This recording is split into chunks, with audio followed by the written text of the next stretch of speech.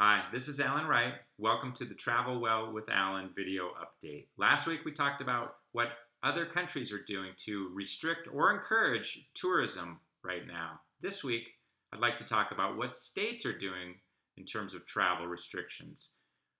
The big news, of course, is that New York, New Jersey, and Connecticut have banded together to impose 2-week quarantines on travelers from 16 different states or residents of these 3 states who are traveling to those states and returning. These are based on data, infection rates in those states, and are enforceable. This is a quarantine that's enforceable with a $10,000 fine if you're told to quarantine and you choose not to do so. It's going to be tough to enforce, but at the same time, it certainly is going to have its intended effect and reduce travel.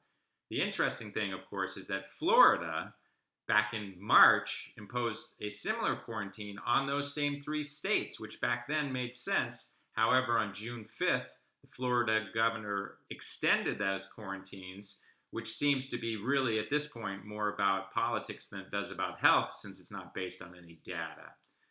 Other states are doing quarantines as well based on data. Vermont's a good example, but theirs is based on counties. And so they've got a list of 12 states in the Northeast. If you can drive to Vermont and you're from a county that has a low infection rate, you can come in without a quarantine.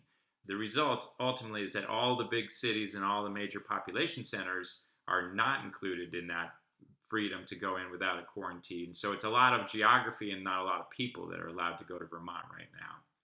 There are other states, Alaska, Hawaii, Rhode Island, and Maine, that have taken the approach of testing. If you can show a negative test result for the coronavirus, then you can enter. The problem with that, well, the tests aren't quite, it's not clear how accurate they are if you are asymptomatic and yet actually have the virus.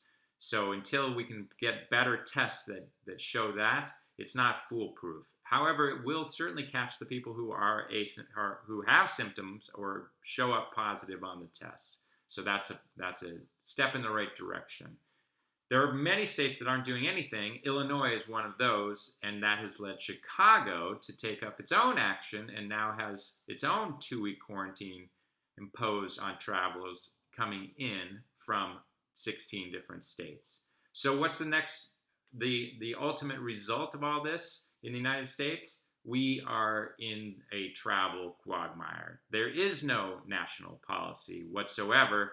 We have to deal with everything on a state-by-state, county-by-county, and city-by-city basis. So traveler beware is what it is. If you want to travel within the United States, you need to do the research and make sure you know what the restrictions are in your area, what they are, where you're going, and can you safely travel.